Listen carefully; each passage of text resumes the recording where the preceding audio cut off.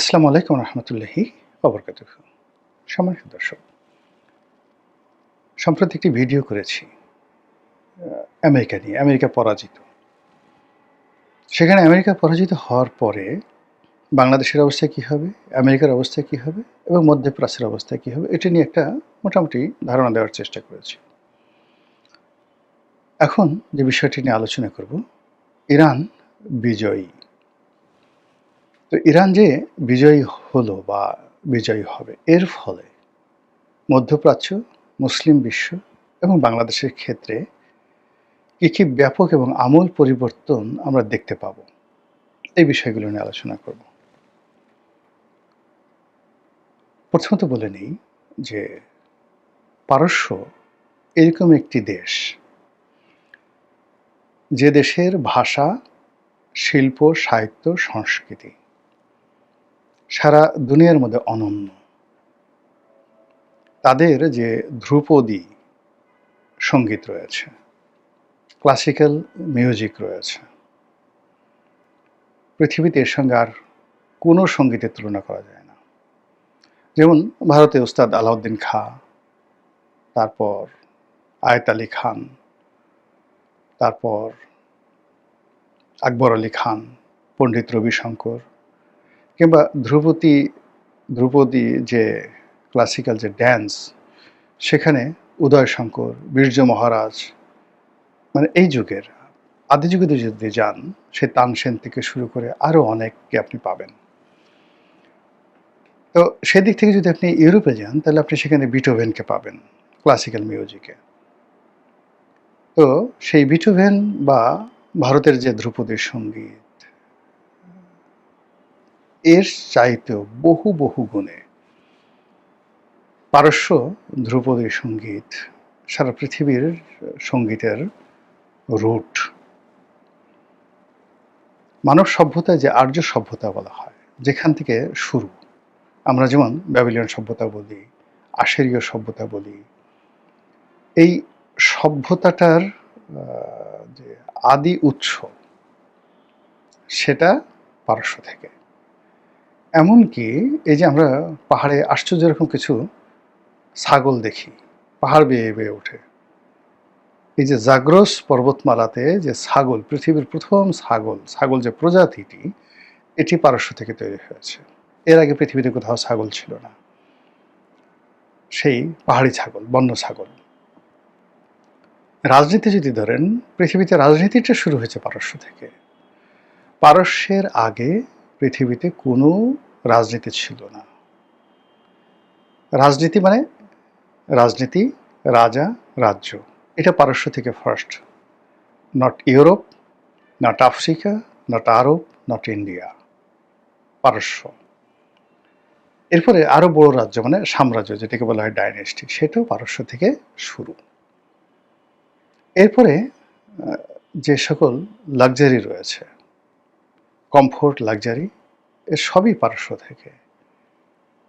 তো এই যে জাতি গোষ্ঠীটি, তাদের নিজস্ব ভাষা, পার্সিয়ান ভাষা, তাদের সাহিত্য, সংস্কৃতি এ পৃথিবীতে অনন্য। এবং তারা হাজার হাজার বছর ধরে, একদিন দুদিন নয়, হাজার হাজার বছর ধরে সারা পৃথিবী ডমিনেট করেছে অস্ত্র দ্বারা, অর্থ দ্বারা, সভ্যতা দ্বারা, সাহিত্য দ্বারা, কৃষ্টি দ্বারা, কালচার দ্বারা, সবকিছু দ্বারা। এবং তার ফলে রাজনীতির কোর্স অফ অ্যাকশন পরিবর্তন করেছে। যেমন ধরুন, উমাইয়াদেরকে পরাজিত করে, উমাইয়ারা প্রায় 90 বছর পৃথিবী শাসন করেছে। তো উমাইয়াদেরকে পরাজিত করে এই পারস্যের যারা লোকজন, তাদের একটা পরিবার ছিল বার্মেকি পরিবার, তারা আব্বাসীয়দেরকে সামনে নিয়ে আসলো। কারণ ওই অবস্থাতে আসলে আরবের আব্বাসীয়দের হাতে যে খিলাফত দেওয়া ছাড়া তাদের উপায় ছিল না। কিন্তু পেছন থেকে তারাই এই 400 বছর চালিয়েছে।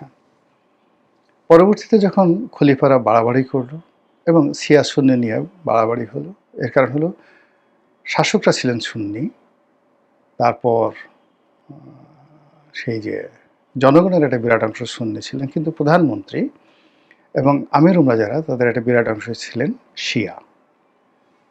তো এর ফলে কি হলো, যে একটা সময় যখন গন্ডগোল হলো, ঠিক সেই গন্ডগোলের মধ্যে এরাই, এই পারস্য লোকজনই হালাকু খানকে তারা ডেকে নিয়ে গিয়েছিল। পরবর্তীতে সেই হালাকু খান আবার পারস্য আক্রমণ করেছিল, কিন্তু পারস্য সেই হালাকুকে অ্যাবজর্ব করে নিয়েছিল নিজেদের মধ্যে, তুমি আমাদের লোক। এই হলো ইরান। এরকম বহু ইরানের ইতিহাস বলে আমি ঘন্টার পর ঘন্টা আপনাদেরকে বলতে পারবো, পুরো ইরানের ইতিহাস। এই যুদ্ধে আপনি গিয়ে দেখেন যে ইরানের পররাষ্ট্রমন্ত্রী এখন সারা পৃথিবীর রাজনীতির সুপারস্টার। তিনি যে ভাষায় কথা বলেন, তার চেয়ে জনপ্রিয় ব্যক্তি, তার চেয়ে পরিচিত মুখ আর নেই। তার হাসি, তার এত বেদনা কষ্টের মধ্যে তার যে স্বাভাবিকতা, তাকে মনে হয় যে এই পৃথিবীতে এই মুহূর্তে সবচেয়ে স্মার্টেস্ট পলিটিশিয়ান। এই হলো ইরান জাতি। সেই ইরান জাতি বিজয়ী হয়ে গেছে। কি হবে? অনেকগুলো সম্ভাবনা। মধ্যপ্রাচ্যের দেশগুলো যেভাবে তাদের রাজতন্ত্র টিকিয়ে রাখার জন্য আমেরিকাকে তারা ট্রিলিয়ন ট্রিলিয়ন ডলার দিয়ে আসছিল, একইভাবে এখন এই বখরা খাজনা তাদেরকে ইরানকে দিতে হবে। এবং ইরান টাকা পেলে ঠিক আমেরিকা যেভাবে তাদেরকে প্রোটেকশন দিয়েছে, এইভাবে তারা প্রোটেকশন দেবে। এর কারণ হলো এটা একটা সাম্রাজ্যবাদী দেশ। তারা জানে যে সব ভূমি দখল করা যায় না, সব ভূমি দখল করতে হয় না, একজন আর একজনের পেছনে লাগিয়ে রাখতে হয়। একজন রাজা ছিলেন হাম্বুরাবি। হাম্বুরাবি যে রাজা, ব্যাবিলনের রাজা, তিনি এই জেরুজালেম ধ্বংস করে সেখানে ইরাকের শাসন ব্যাবিলনের শাসন কায়েম করেছিলেন এবং সমস্ত ইহুদিদেরকে তিনি সেখানে ধরে নিয়ে গেছেন। এটা হাম্বুরাবি অথবা নেবুকাদনেজার, যে কোনো একজন। আমার এই ভিডিওগুলো অনেক শিক্ষিত লোক দেখেন, তো যার জন্য তথ্যপত্র সম্পর্কে সতর্ক হতে হয়। পরবর্তীতে যখন এই ব্যাবিলন নগর দখল করেন পারস্য সম্রাট সাইরাস দ্য গ্রেট, তিনি এই ইহুদিদের মুক্ত করেন। ইহুদিদের মুক্তি করে তিনি এই জেরুজালেমে আবার সেই ইহুদিদেরকে পাঠিয়ে বলেন, যাও তোমরা তোমাদের রাজত্ব করে। এখন ইহুদিদের কাছে তিনি কিন্তু সাইরাস দ্য গ্রেট অত্যন্ত সম্মানিত ব্যক্তি। কোরআনে যে জুলকারনাইন সম্পর্কে বলা হয়, এই জুলকারনাইন সবাই বলে যে ইনি সাইরাস দ্য গ্রেট।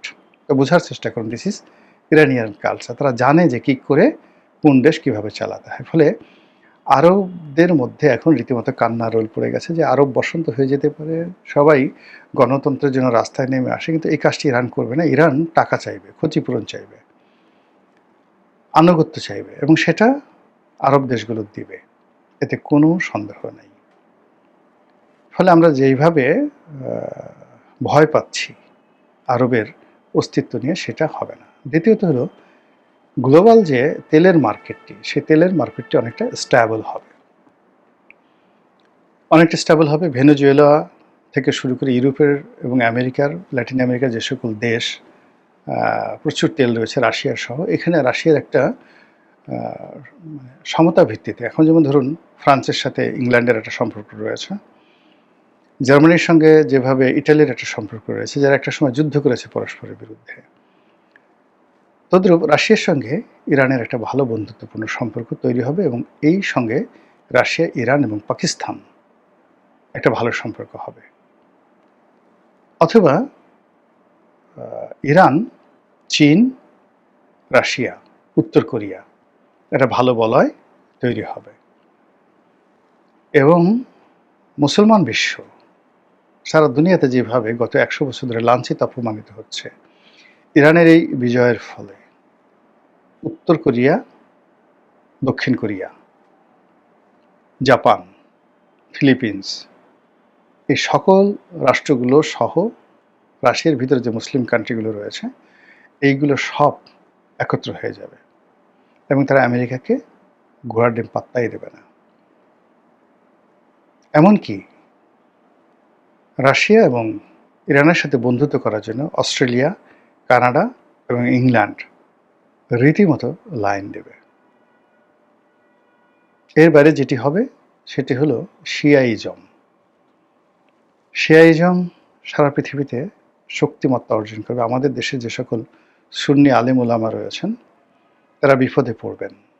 এমনিতে কিন্তু এখনো পর্যন্ত আমাদের দেশে আভিজাত্য বলতে কিন্তু শিয়াইজমই আভিজাত্যের প্রতীক। এই যে বাংলাদেশে ইসমাইলিয়া সম্প্রদায় রয়েছে, আগা খান কমিউনিটি রয়েছে। আপনি কল্পনা করতে পারেন যে আমাদের অর্থনীতিতে শিয়াদের কি পরিমাণ কন্ট্রিবিউশন রয়েছে। আমাদের তো যারা মোল্লা মাওলানা রয়েছে, যারা আহলে হাদিস রয়েছে, তারা নিজেরা যারা সুন্নি আলেম রয়েছে, যারা ওহাবিপন্থী ওয়াজিন রয়েছে, তাদেরকে আমরা সংখ্যাধিক্য দেখি, মানে পরিমাণে তাদের বেশি, হাক ডাক বেশি।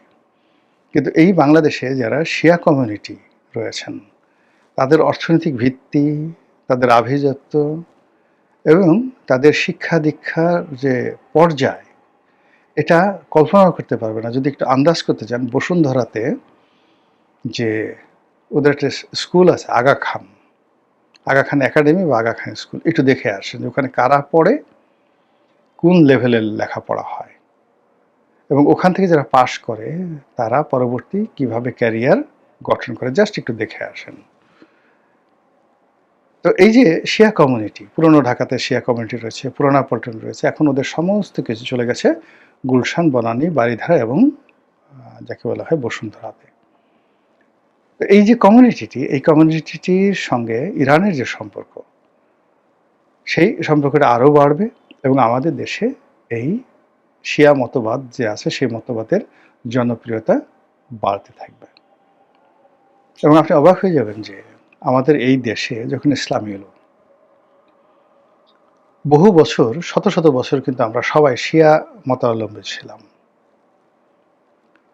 আর সম্রাট হুমায়ুন থেকে সম্রাট জাহাঙ্গীরের রাজত্বের অর্ধেকটা সময় রাষ্ট্রীয়ভাবে আমাদের রাষ্ট্রধর্ম ছিল শিয়াইজম।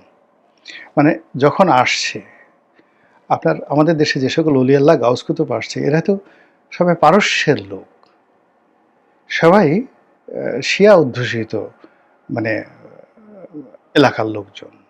এবং যেই সময়টাতে আসছে তখন পৃথিবী চালাতো শিয়ারা। যেমন হযরত শাহজালাল রহমতুল্লাহ আল্লাহ যখন আসছেন, তখন মধ্যপ্রাচ্য চালাতো শিয়ারা, ইরান চালাতো। আবার মধ্যযুগে যে সময়টাতে সুলতান মাহমুদ, গজনীর সুলতান মাহমুদ, তারা যে আসছেন, মোহাম্মদ ঘুরি আসছেন, কুতুবুদ্দিন আইবেক আসছেন, তখন শিয়াইজম চলছে, শিয়াদের আধিপত্য ছিল। মুঘলরা যখন আসছে, শিয়াইজম ছিল তখন আমাদের এইখানকার, কিন্তু ওটাকে রাষ্ট্রধর্ম করার জন্য সম্রাট হুমায়ুনকে প্রেশার ক্রিয়েট করে পারস্যের সম্রাট তাকে দ্বারা এটাকে রাষ্ট্রধর্ম হিসেবে স্বীকৃতি দেওয়া হয়। তাহলে গেল দেখুন হুমায়ুনের পর আকবর এলেন। আকবরের পুরো সময়টা প্রায় 53 বছর এটা ছিল সেই রাষ্ট্রধর্ম।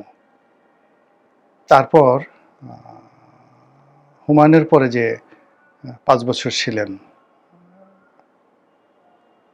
শেরশাহ, তখনও শিয়াইজম ছিল রাষ্ট্রধর্ম। সম্রাট জাহাঙ্গীরের জমানার মাঝামাঝি সময়, অর্থাৎ তিনি প্রায় 20 বছর বা 22 বছর ক্ষমতা ছিলেন, সম্ভবত মাঝামাঝি সময়, একজাক্টলি আমি ডেটটা এই মুহূর্তে বলতে পারছি না, মাঝামাঝি সময়টিতে এই রাষ্ট্রধর্ম তিনি সুন্নিয়তে নিয়ে যান। এরপর থেকে আমরা এই মানে আমাদের দেশের যে আহলে সুন্নাত ওয়াল জামাত এর যে বিস্তার, এটা এই সময় ঘটতে থাকে। এই হলো ইতিহাস। তো সেই ইতিহাস আবার পুনরাবৃত্তি হবে, আবার ঘটবে। ফলে সব মিলিয়ে আমি বললাম যে কৃষ্টি, কালচার, সঙ্গীত, রাজনীতি, অর্থনীতি, সব কিছুতে ইরানের যে এই বিজয়ের যে একটা সুদূর প্রসারী ফল আমরা দেখতে পাব, সেটা কেমন হবে আল্লাহই ভালো জানেন। আল্লাহ আমাদের সবাইকে হেদায়েত দান করুন এবং হেফাজত করুন। আসসালামু আলাইকুম ওয়া রাহমাতুল্লাহি ওয়া বারাকাতুহু।